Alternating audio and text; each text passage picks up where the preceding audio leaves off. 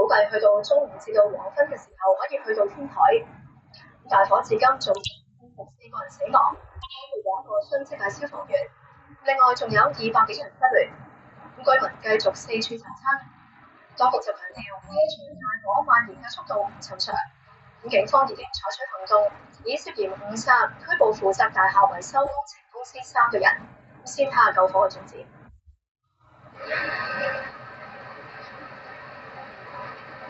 大埔宏福苑呢場奪命火燒咗成晚，仍然未救熄。天光之後，睇到部分單位仍然冒出火線。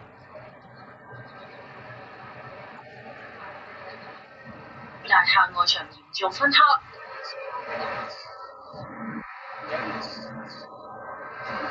消防繼續射水灌救。